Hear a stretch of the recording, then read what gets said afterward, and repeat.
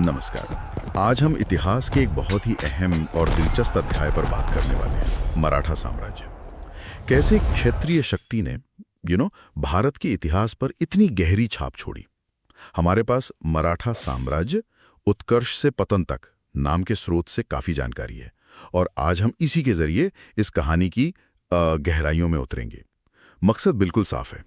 ये जो शक्तिशाली साम्राज्य था, इसके बनने, इसके बढ़ने और फिर बिखरने की पूरी यात्रा को समझना है। शिवाजी महाराज की शुरुआत से लेकर फिर पेशवाओं का विस्तार और अंत में अंग्रेजों के साथ जो संघर्ष हुआ, हम हर महत्वपूर्ण पड़ाव को छूने की कोशिश करेंगे। तो चलिए सीधे मुद्दे पर आते हैं। 17वीं शताब्दी का वो दौर कैसा था, खासकर दक्षिण भारत में, जिसने मराठों के उदय के लिए आप कह सकते हैं एक तरह से जमीन तैयार की। क्या माहौल था उस वक्त? बिल्कुल। देखिए, 17वीं सदी का जो दक्कन था वो एक तरह से राजनीतिक उथल पुथल का गढ़ था। जो सल्तनतें थीं वहां, अहमदनगर, बीजापुर, गोलकुंडा, वो अंदरूनी झगड़ों और आपसी लड़ाइयों से कमजोर हो रही थीं। उनकी पकड़ ढीली पड़ रही थी। बिल्कुल। और इसी खालीपन को भरने के लिए उत्तर से मुगल साम्राज्य, खासकर शाहजहां और फिर औरंगजेब के समय में, लगातार दक्षिण की तरफ अपना असर बढ़ाने की कोशिश कर रहा था। अच्छा। हाँ, तो इसी राजनीतिक और सैन्य संघर्ष के बीच महाराष्ट्र के सह्याद्री पहाड़ों में रहने वाले स्थानीय योद्धा थे मावले। जी, ये लोग अपनी जुझारू फितरत, सादे जीवन और पहाड़ी इलाकों की गहरी समझ, इसके लिए जाने जाते थे।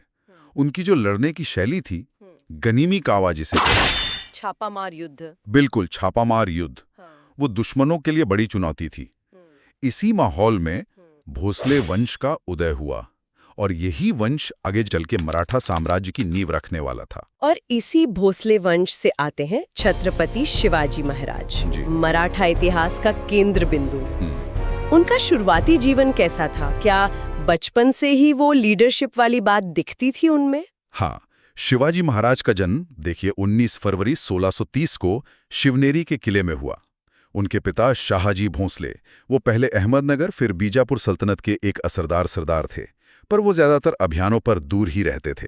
अच्छा। तो शिवाजी का पालन पोषण जो है वो मुख्य रूप से उनकी माँ जीजाबाई की देखरेख में हुआ। और जीजाबाई वो बहुत स्वाभिमानी और धार्मिक महिला थीं। उन्होंने ही शिवाजी के मन में बचपन से वो स्वतंत्र राज्य मतलब स्वराज की भावना भरी, अन्याय के खिलाफ लड़ने का जज्बा भरा, प्रेरणा स्रोत थी वो। बिल्कुल। और साथ में उनके गुरु और संरक्षक दादाजी कोंडदेव, उन्होंने उन्हें शासन प्रशासन, युद्ध नीति, न्याय, इन सब की शिक्षा दी। और बचपन से ही वो जो मावले युवक थे ना, उनके साथ घुलते मिलते थे, किले जीतने का खेल खेलते थे, युद्ध का अभ्यास, तो वो स्वराज का सपना वहीं से आकार लेने लगा था। तो ये सपना सिर्फ सपना नहीं रहा, किलों को जीतने का जो सिलसिला था वो कब और कैसे शुरू हुआ? कोई पहली बड़ी कामयाबी जिसने दिखाया हो कि ये हकीकत बन सकता है? हाँ बिल्कुल। वो महज 15-16 साल के रहे होंगे, 1645 या 46 के आसपास की बात है ये, जब शिवाजी ने तोड़ना किले पर कब्जा कर लिया। तोड़ना? जी, तोड़ना। ये रणनीतिक तौर पर बहुत अहम किला था और इसकी जीत ने आसपास के इलाकों में मतलब हलचल मचा दी। ये सिर्फ एक किले पर कब्जा नहीं था, ये एक तरह का ऐलान था। इसके बाद तो जैसे सिलसिला चल पड़ा, कोंडाणा, जिसे बाद में सिंहगढ़ नाम दिया गया। हाँ, तानाजी मालुसरे वाली कहानी। जी वही। फिर पुरंदर, राजगढ़, ऐसे कई अहम किले एक एक करके उनके कंट्रोल में आते गए। ये किले ही उनकी बढ़ती ताकत का बेस बने। यहीं से उन्होंने बीजापुर सल्तनत के इलाकों में धीरे धीरे अपनी पकड़ बनानी शुरू कर दी। जाहिर है बीजापुर सल्तनत इसे चुपचाप तो नहीं देख रही होगी। उनका रिएक्शन क्या था? और यहीं पे वो अफजल खां वाला किस्सा आता है ना, जो बहुत मशहूर है। ये सिर्फ एक लड़ाई थी या कुछ ज्यादा था? ये सिर्फ एक लड़ाई नहीं थी, आप समझिए, ये एक मनोवैज्ञानिक युद्ध भी था। बीजापुर दरबार शिवाजी की बढ़ती ताकत से मतलब बुरी तरह बौखला गया था। उन्होंने अपने सबसे तगड़े और कहना चाहिए क्रूर सेनापतियों में से एक अफजल खां को भेजा और उसने कसम खाई थी कि वो शिवाजी को जिंदा या मुर्दा पकड़ कर लाएगा। अच्छा। हाँ, अफजल खान एक भारी भरकम सेना लेकर निकला और रास्ते में मंदिर तोड़ता हुआ, अत्याचार करता हुआ आगे बढ़ा। शायद उसकी नीयत थी कि शिवाजी को उकसाकर खुली लड़ाई के लिए मजबूर करे। पर शिवाजी ने समझदारी दिखाई। बिल्कुल, उन्होंने समझदारी दिखाई और प्रतापगढ़ किले के नीचे मिलने का प्रस्ताव रखा। वो इलाका उनके लिए अनुकूल था। जी। 10 नवंबर 1659 को मुलाकात तय हुई। कहा गया कि दोनों तरफ से कम हथियार लेकर लोग आएंगे। शिवाजी को शक था कि अफजल खान धोखा कर सकता है, इसलिए उन्होंने कपड़ों के नीचे लोहे का कवच पहना और हाथ में छुपाकर बाघ नख। हाँ हाँ, बाघनाग, वो बाघ के पंजे जैसा हथियार। जी बिल्कुल। और एक कटार रखी, और हुआ भी वही। जैसे ही अफजल खान ने गले मिलने के बहाने शिवाजी को अपनी पकड़ में लेकर कटार से वार करना चाहा, कवच ने बचा लिया और पलक झपकते ही शिवाजी ने बाघनख से अफजल खां का पेट चीर दिया और फिर कटार का इस्तेमाल किया। ओह, ये घटना एक निर्णायक मोड़ थी।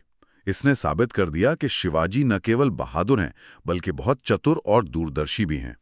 एक सल्तनत के इतने बड़े सेनापति का इस तरह मारा जाना, इसने शिवाजी की धाक पूरे दक्कन में जमा दी। अफजल खां के बाद तो फिर मुगलों का ध्यान भी गया होगा शिवाजी की तरफ। औरंगजेब ने तो अपने मामा शाइस्ता खां को भेजा था, उसका क्या हश्र हुआ? जी हाँ, औरंगजेब पहले तो शिवाजी को एक पहाड़ी चूहा ही समझता था, लेकिन अफजल खां वाली घटना और शिवाजी का लगातार बढ़ता असर, इसने उसे फिक्रमंद कर दिया। तो उसने अपने मामा और दक्कन के सूबेदार शाइस्ता खां को भेजा 1 लाख से ज्यादा की फौज, तोपखाना, कि शिवाजी को कुचल दो। शाइस्ता खां ने शुरू में कुछ कामयाबी हासिल भी की, पुणे पर कब्जा कर लिया और वहीं लाल महल में डेरा डाल दिया। ये वही लाल महल था जहां कभी शिवाजी रहते थे। हाँ तो ये उनके लिए एक बड़ा अपमान था। हाँ बिल्कुल। तो शिवाजी ने फिर एक बहुत ही हिम्मत वाली योजना बनाई।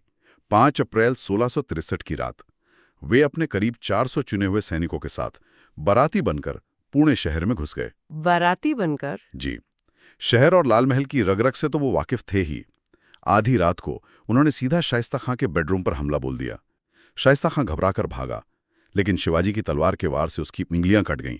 उसका बेटा मारा गया, कई सैनिक मारे गए।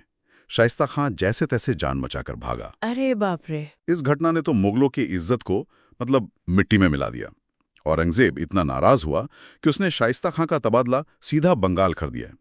और दूसरी तरफ शिवाजी की शोहरत, वो एक ऐसे हीरो की बन गई जो सीधे मुगल सत्ता को उसके घर में घुसकर चुनौती दे सकता था। लाल महल पर हमले के बाद फिर सूरत की लूट का जिक्र आता है।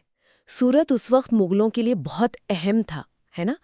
इस लूट का मकसद क्या, सिर्फ पैसा कमाना था या इसके पीछे कोई बड़ा संदेश भी था? हाँ, सूरत उस समय पश्चिमी तट पर मुगल साम्राज्य का सबसे बड़ा बंदरगाह था, व्यापार का बहुत बड़ा केंद्र। हज जाने वाले यात्री भी यहीं से निकलते थे। शहर अपनी दौलत के लिए मशहूर था। तो शिवाजी ने 1664 में पहली बार और फिर 1670 में दूसरी बार सूरत पर हमला किया। 2 बार? जी, 2 बार। मकसद दोहरा था। पहला, बिल्कुल अपनी सेना और स्वराज के लिए पैसा जुटाना, क्योंकि मुगलों से लगातार लड़ने के लिए संसाधन तो चाहिए थे।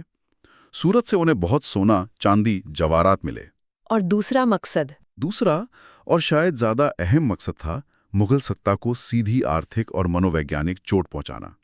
औरंगजेब को यह दिखाना कि देखो, तुम्हारी नाक के नीचे तुम्हारे सबसे सुरक्षित माने जाने वाले शहरों में भी मराठे घुस सकते हैं। ये तो सीधी चुनौती थी। बिल्कुल, ये मुगल बादशाह की प्रतिष्ठा पर सीधा हमला था।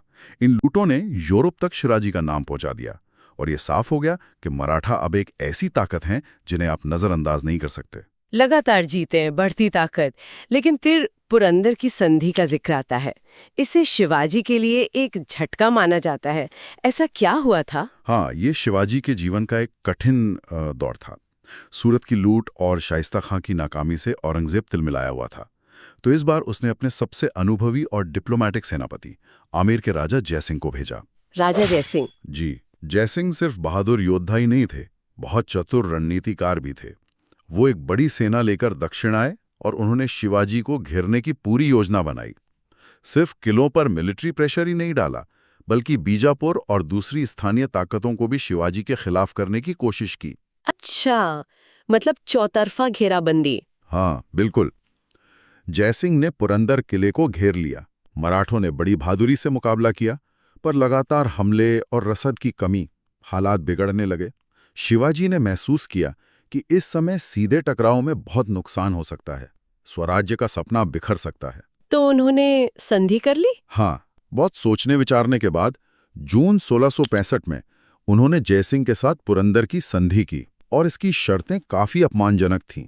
शिवाजी को अपने जीते हुए 23 किलों में से 35 किले मुगलों को देने पड़े, जिनकी सालाना आमदनी करीब 4 लाख होड़ की। 23 किले, ये तो बहुत बड़ा नुकसान था। बहुत बड़ा। और उन्हें अपने बेटे संभाजी को मुगल दरबार में 5000 का मनसबदार बनाकर भेजना पड़ा, यानी एक तरह से मुगल साम्राज्य की अधीनता स्वीकार करना। साथ ही बीजापुर के खिलाफ मुगलों की मदद का वादा भी करना पड़ा। ये संधि वाकई एक बड़ा झटका थी, पर शायद शिवाजी ने इसे भविष्य की तैयारी के लिए एक रणनीतिक कदम के तौर पर देखा। मजबूरी थी। और इसी संधि के बाद हुई वो आगरा वाली घटना जो किसी फिल्म की कहानी लगती है। शिवाजी का औरंगजेब के दरबार जाना, फिर नजरबंद होना और वहां से निकल भागना, ये कैसे मुमकिन हुआ? ये वाकया तो शिवाजी महाराज के साहस, उनकी बुद्धिमत्ता और उनके कमाल के दिमागी संतुलन का सबसे बड़ा सबूत है। पुरंदर संधि के बाद राजा जय सिंह ने शिवाजी को आगरा जाकर बादशाह औरंगजेब से मिलने के लिए राजी किया, सुरक्षा का भरोसा भी दिया। तो मई 1666 में शिवाजी अपने बेटे संभाजी और कुछ भरोसेमंद साथियों के साथ आगरा पहुंचे, लेकिन दरबार में औरंगजेब ने उनका अपमान किया। उन्हें पीछे के दर्जे के मनसबदारों की लाइन में खड़ा कर दिया। शिवाजी स्वाभिमानी थे, उन्होंने वहीं दरबार में अपना गुस्सा जाहिर कर दिया। ओह! इससे नाराज होकर औरंगजेब ने उन्हें और संभाजी को आगरा में ही नजरबंद कर दिया।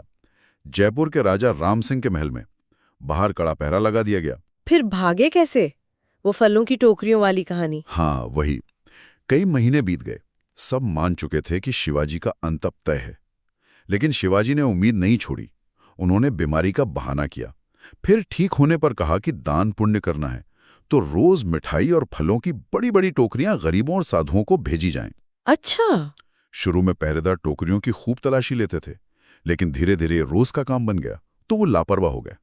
फिर एक दिन अगस्त 1666 में शिवाजी और संभाजी उन्हीं टोकरियों में बैठकर पहरेदारों को चकमा देकर निकल भागे। कमाल है। हाँ, फिर कई दिनों तक वेश बदलकर खतरनाक रास्तों से होते हुए मथुरा, प्रयाग, बनारस के रास्ते वो सुरक्षित महाराष्ट्र वापस पहुंच गए। इस घटना ने तो मुगल सल्तनत को हिलाकर रख दिया और शिवाजी की छवि एक ऐसे नायक की बन गई जिसे कोई हरा नहीं सकता।